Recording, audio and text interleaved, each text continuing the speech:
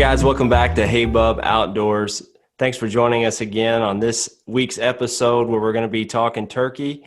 And joining us this week, I have my good friend Clint, and you can just call him TK because he is the ultimate turkey killer. He's legendary in these parts, and we're good. We're good to have Clint with us today because he's going to be able to teach us a lot about turkey hunting. Clint, good to have you, bub. Thanks for coming along, and I've been looking forward to this for quite some time since we started this bringing friends on. I'm like, man, I can't wait till spring time starts coming and we can bring TK on. He can talk some turkey with us. So thanks for joining us, bub. Well, I'm honored to be with you. This is gonna be fun. You guys starting to hear any birds gobble over there? We did last Monday, so I guess it would be this time last week. We were working on a piece of property up in Du Bois County, and a turkey was just shaking the woods. So it's getting closer. It's good to hear. The weather's starting to shift, and these warm temperatures have everything greening up, but the turkeys are definitely starting to gobble. I saw just 2 hours ago, I saw a group of 7 lone bears together right by the road. So got me pretty fired up for what is to come. So Clint, would you give us maybe just a little bit of your background, specifically in turkey hunting? I know you're not just a turkey hunter, but can you tell us kind of maybe where you're from and where you're hunting at now, and Okay. kind of what your objectives are every year now when it comes to turkey hunting? Okay. Yeah, I grew up in Mississippi, and you might hear in the accent. So we were fortunate enough to be able to legally harvest 3 birds a year. And I lived down there until I was about almost 30 years old before I moved to Indiana. And so I hunted with some really good turkey hunters down there, and some of them might or might not have abided by the bag limits, but I always tried to abide by those. But that we had about a 6-week long season, and Will Primos, I kind of started to cut my teeth watching Will Primos, the truth for turkey hunting. I watched the first video. Actually, I probably watched it 6 or 8 times, and every time a new one came out, I watched it. And so I learned a lot from him. And we had a high school principal that actually took my next door neighbor, and he would take him to turkey hunting before school, and would sign him in late for high school and let him go turkey hunting. But that principal was a fantastic turkey hunter, and he would kill turkeys. He would try to get them cranked up and get them killed so he could be at school on time. And so I learned a lot on getting aggressive with turkeys from those guys, and they were really good turkey hunters. So they taught me a lot. So then you move up to Indiana where the bag limit is 1. 1. So that was good. I mean, it was good for me to, that way I could give back instead of it being all about me. You mentioned this last time that you had a Hey Bub Outdoors, and it was talking about with Jordy, is that when we give things away, we gain it, going back to scripture. And so I really think that's something to that, when you start to share the outdoors with others instead of me worrying about getting my 3 tags filled. I've been fortunate enough in Indiana that I usually get my tag filled pretty quickly, and then I can go out and help other people. Or usually take a youth. For the last probably 12 or 15 years, I've taken a youth almost every youth Saturday here in Indiana, and had a lot of luck. So it's been fun. That's really cool. No, that's really neat. That's good to hear. So when you were hunting down south, like growing up, was that mostly public land, private land? What kind of property? Very little public where I live. We had hunting clubs, a lot of leases and things like that. And so it depended on the year and where the birds were. A big timber industry, and if they cut your timber, cut your favorite spot, it made for great deer hunting, but it changed the habitat on the turkeys. The turkeys would still potentially be in the area, but it really changed. Of course, the roost trees might be cut or whatever. Right. And so it was always an adjustment. And so had a really good friend that I turkey hunted with. He taught me a lot, and he was a fantastic caller. And I think that's when my shift happened, as I was about 19, and I had been using a Lynch box call and a slate call, and they sounded really good to me, but I was lucky to kill 1 bird a year. And then I picked up a piggyback stack frame. It was a diaphragm call, and it had 2 frames on top of each other. and I put it in my mouth, and it was the awfulest sound I'd ever heard. But I started killing turkeys, and it was a it was a sharp, raspy, and it just really. I started getting. I had 3 birds that I was calling to one day. I tried the lynch box call, nothing. One of my slates, nothing. And I put in that piggyback, and buddy, they all 3 came on a rope. I started to learn how to call it with a diaphragm because I couldn't call with a traditional single frame. And I started killing a lot more turkeys. But I felt like I had a lot of time in the woods as a woodsman and is learning more and more. And then now I'm realizing the more I really study woodsman that I didn't know anything. So, but it was just a lot of time in the woods. So. Yeah. Well, Clint, did what you learned down. I'm sorry. Go ahead, Adam. Well, go ahead, Matt. Follow-up question would be great. I was just going to say, did the way you learned to hunt turkeys down south translate when you moved up to Indiana? Or what kind of adjustments did you have to make? The reason why I think it translated well is that a lot of those turkeys had a lot of pressure. Is that seems like when I moved up to Indiana, turkey hunting has been in its infancy compared to where we were. They had turkey hunters in the 70s and 80s. So there were a lot of experienced turkey hunters, and the easy birds seemed like they'd already been killed. So we would have to go after the ones that had been messed with for, a 6-week season. We might be the 5th week of the season. We're still trying to fool with that bird. So, I do think it helped me to be a little bit more resilient, and coming up here, it has been, of course, when you only kill one bird, hopefully most of your hunters who kill a turkey are either out of the woods or helping somebody else. So they're not potentially educating a whole lot more birds. So I think that helped me. I hunted a lot of swamps, hunted ridges. I hunted anything that I could legally, get on the ground. If I had permission to hunt it, I would hunt it and see if I get on birds' fields, field edges, you name it. So kill birds in pretty well every habitat that I could get on. And that's why we call him TK. He kills them everywhere he goes. He's a turkey killer. Clint, one of the things I've learned from you more than any other person, and we've had some really awesome hunts. I'll never forget that one morning we ran all the way down into that canyon, only to find that those birds were roosted on about a 200-foot rock face cliff on the other side of the river or lake or whatever you want to call it. And we ended up killing 2 birds out of those 3 that morning. It was unbelievable hunt. But one of the things I learned hunting there in Daniel Boone National Forest with you was the importance of terrain. And you have one of my favorite hunting stories of being able to use terrain to your advantage to move in. And that's kind of what you do. You from what I hear you say, you want to get as close as you can without bumping that bird. You mind telling that story of that bird on that WMA? Yes. So we had split up that morning. We had several of our friends together, and I was fortunate enough to be with Adam and found a really good looking area. And it had been pressured. There had been trucks parked in this area. And I came in, and sure enough, there was a bird gobbling, and I went straight after him. And he was in some hemlocks, and I dropped off the ridge, and it was pretty good elevation changes in there, some steep terrain. And I kept setting up, and either he was very call shy or educated, or I just wasn't in front of him. I've heard a lot of people say you want to get in front of where the bird wants to be. And I never could get that bird to play along. So after he went quiet, I eased out, and I kept thinking I heard a bird back to my south or to my right. And I kept chasing after that bird, and I dropped down in the ravine. I said, which side of the ravine's he on, that I'm down there, because they don't always gobble at the top of the peak right where you want to hear them. And so I finally pinpointed where I thought the bird was, and I would call, and he would answer.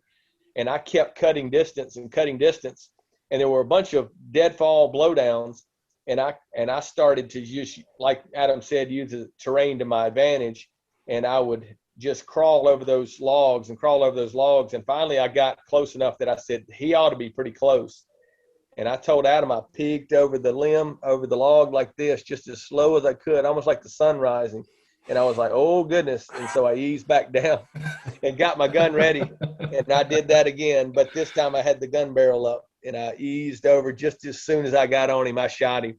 but he was in full strut with the hen, and I don't think he would have left that hen. And so, in the interest of time, could you have gone around and tried to call him up a different way? But it was a, as far as I was concerned, a very safe shot.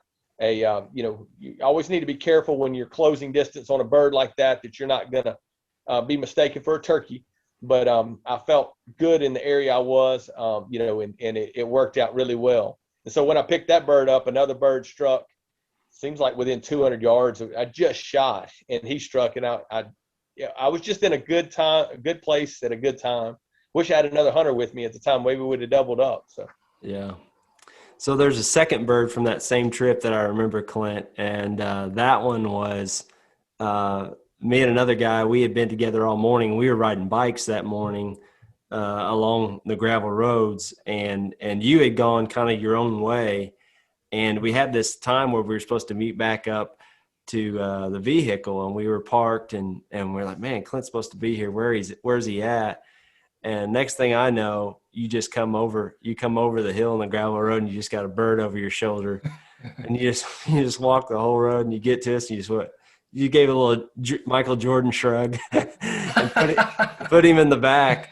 But it was another one, and that was one where you said, hey, he was like right off the road, and it was kind of one of those things where you're guessing, where do I set up, and you use the land to your advantage. Can you kind of explain for folks that maybe there's a bird that you're within that 150 yard bubble?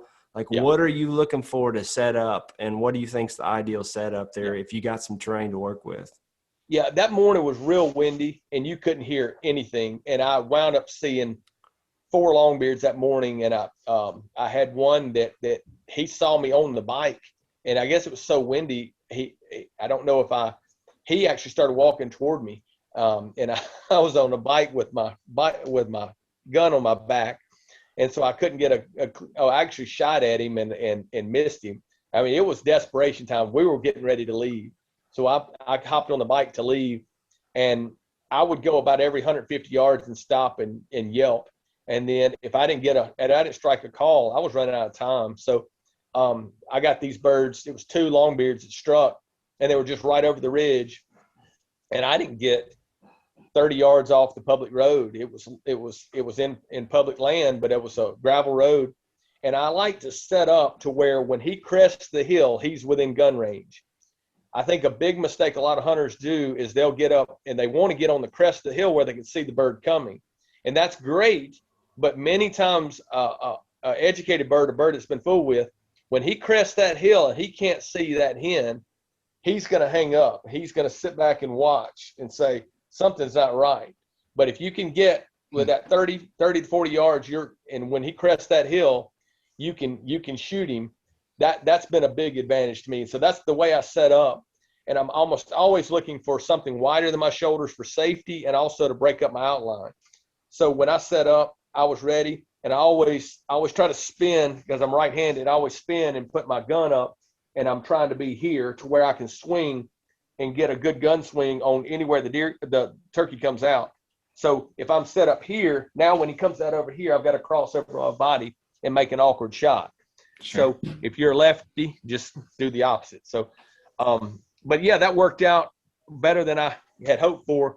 And, 2 longbeards came over the hill, and I took a clean shot at one and walked out. And I was just fortunate to get him. So, yeah. Well, you've become legendary not only because of how you kill turkeys, but also because of the art of belly crawling. And Clint is known to cover lots of ground in the prone position on his belly. And man, I mean, really, a guy can get away with belly crawling even in minimal terrain, right? I mean, what do you feel comfortable getting in on a bird on, even if you have minimal cover, if you're belly crawling? One is just the noise factor. How dry the leaves are, and then assuming that you have just enough relief that do you want to scratch like a turkey, and then you can get away with a lot scratching. And I think the hunting public guys have shown that really well. Yeah. They killed one in Ohio like that, if I'm not mistaken. They would just keep cutting the distance and watch the bird, and they just kept working him. and then just kept cutting the distance. A lot of times trying to put a tree between you and the bird, if you can use that, and then using the tree as a blocker, because you don't have to be completely concealed. You just don't want to look like a human.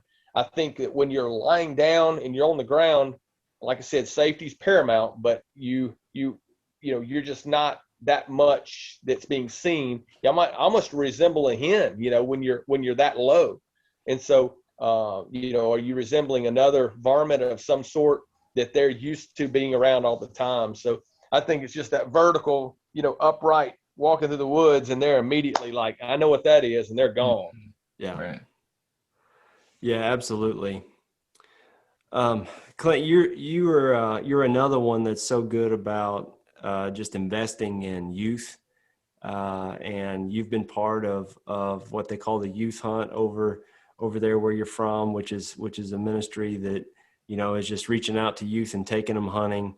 And how rewarding has that been for you to be able to see just youth take their first bird, or even I know your daughter, she's been piling them up too. She's a TK junior. How rewarding is it to see youth, kill their first bird?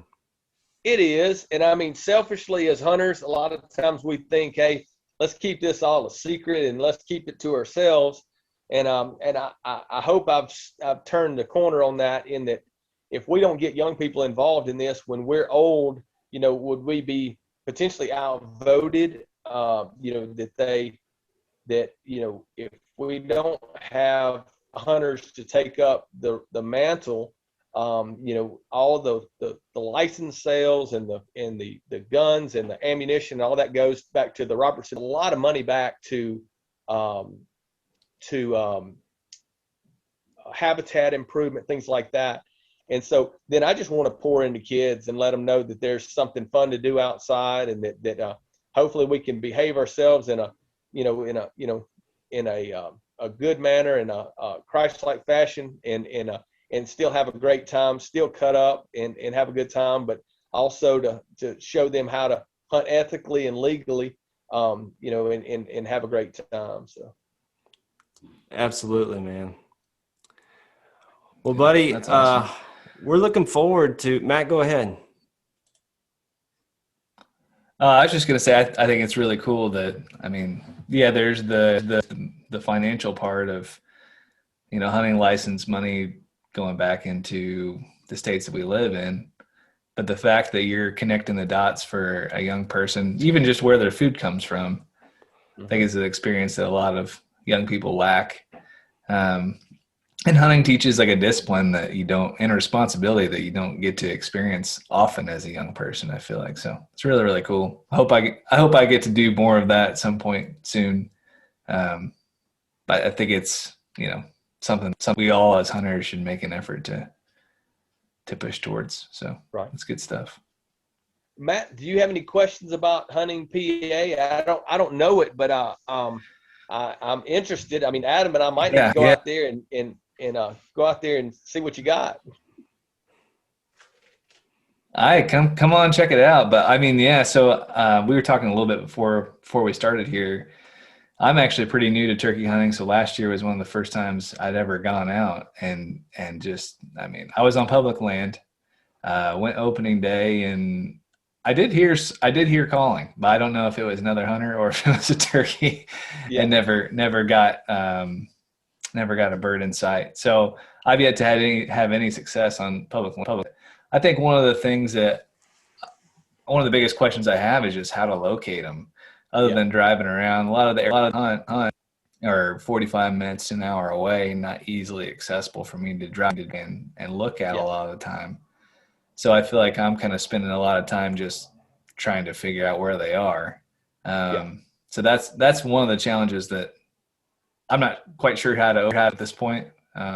Sure. So yeah, if you have any insight to share on that, I'd be. Yeah, big woods turkeys. I think we go back to maybe Daniel Boone, and there weren't a lot of fields, which I always feel like fields are integral to turkeys. But are there power lines? Are there anything that creates edge and creates brooding? And turkeys just they like to be out in the open, and whether they're insect, and when you think about brooding, I've read a little bit about, that their need for insects for protein and for bringing the poults up quickly.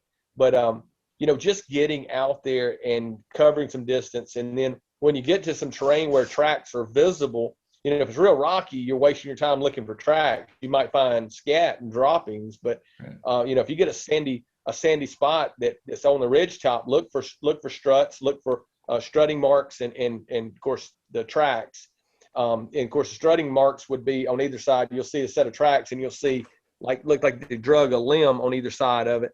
But just getting out before season, covering distance, seeing how much competition you might have. Your really good turkey hunters are probably going to be out there early season scouting, and you say, hey man, this place is covered up. I got to go deeper, get on a mountain bike, park at the gate and go as far as you can away from people. There's just so many ways to go after them. So using a boat, using a canoe, that's huge. If you can get in a boat or canoe and get away from people, you're going to eliminate 90% of your competition.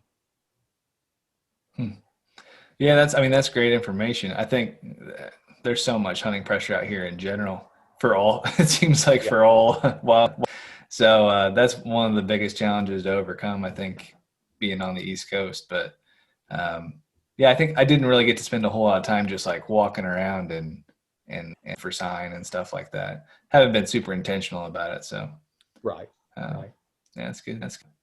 It's a process. I have spooked more turkeys than I care to even think about on learning. So, if you do that, you have to just learn from it and say, well, I screwed that one up. I'm going to get better because of it.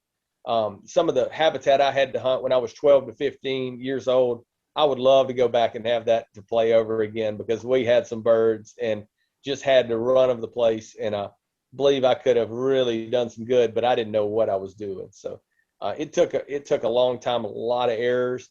I'm super aggressive, just because you got a limited amount of time in the woods, and I still hunt for deer. I'll wait on them. I get in a good place, but turkeys, I want to chase them. I want to get after them. And so we be as aggressive as you can without intentionally spooking the bird. And, I just feel like even though I know I spook some birds every year, I'm sure, I'm successful. So maybe I might not kill the oldest bird, the wisest bird in the area, but I have a lot of fun, and it's and if you're not doing it for fun, why are you doing it? So that's the way I look at it. One of the things, Clint, that you and I have talked about too is once you know the location. And I think actually this is where something like Onyx or any type of the mapping system really comes into play. Once you locate a bird and you know exactly where he's at, you can look either on your map or look around you and say, all right, how could I, even if I have to walk 3/4 of a mile to swing around on him, is there a way where I could use the terrain to my advantage and get as close as possible? And then if I know he's there, I don't need to call. I can get around, and then once I'm in position to kill, that's when I make the first cluck, or I purr, or I yelp a time or two, and just lightly, and just to let him know I'm there. And then see if he's interested, see if he's responding. I think a lot of guys, they'll hear one or they'll strike one, and then they'll maybe just try to go, right at him, not thinking, all right, what if he peeks his head up? I'm at the bottom of a ridge, and he's 200 yards up, and he's at the very top of the ridge, and I'm going to go right up, when really all he has to do sometimes is go 5 yards, stick his head up, and he'll telescope down there over that whole ridge, and he'll say, nope, there's a guy coming up the hill by the creek. But really, if you move around to keep the terrain in your advantage, then they're hard to trick, and you can't fool their eyesight. So the only way you can do it is to block it, and keeping that terrain, in between you and them really can help in the long run of getting close to the birds. And that's what this guy does. And I don't want to be speaking out of both sides of my mouth, but I do like to get above a bird when I can. Is to basically, if I know he's in an area, they are really, I don't know if they're really vain, or if they just know that if they get up on a ridge top, more hens can hear them. So the thought is, my thought and what I've read is that turkeys get up there and they gobble and they strut for the hens to come to them. So they like to get up on a knob of a ridge where they can see and be seen. And so if you can slide in, like Adam's saying, slide in and maybe either get above them or maybe just a little bit below and shoot the top of the ridge, but you just don't want to get it to where when he pops out on top of that ridge, he's got to walk 80 yards through open hardwood to come to you. Many times they're going to hang up. They might be content to sit there and strut and gobble all morning long. But what I do when that happens, when I realize, especially early light, you don't really, man, I think I'm in a good spot. And then it starts to open up daylight and you're like, oh, it's way too open right here. Well, I'll slide off the side of that tree, get the tree between me and the turkey and slide down the hill. And I'll set up in a different spot and say, hey, this is just not a good spot where I am. And then, or let him walk by. I've had birds walk by me and say, I didn't have a good shot, and just shut up and let them go. And the birds, when we doubled up, Adam and I, we called those 3 birds across the river. And when they came up, they landed on the sandbar and they came up, and we're 80 yards. We were both on big old oak trees, but we looked like 2 big old mushrooms on the side of the tree. And we just watched them go by. And then once they got out of sight, then we dove down and cut the distance. And I killed one, and I also killed Adam's hearing at the same time, but that's for another show. But I had a ported muzzle, a screw-in turkey choke, and I think it was a little louder than I gave it credit for where Adam was. It was a safe shot, but it was hard on his hearing. And so then we went up the ridge and went after one of the other birds. We're assuming it might have been the same bird. It could have been others that came up, but we kept chasing where we thought they went, and they settled down, and he wound up killing another one. So it was, that same thing is using the terrain and not being out of the game. Hey, I shot, but there's other turkeys in here. Let's keep going. We got another tag in our pocket. Let's go. That's right. Yeah. Well, guys, I really appreciate you joining, Clint. So good to have you on today, and we'll be talking more turkeys as the spring goes on. So thanks for joining us today on this episode of Hey Bub Outdoors. See you next week. We're going to be talking about crafting.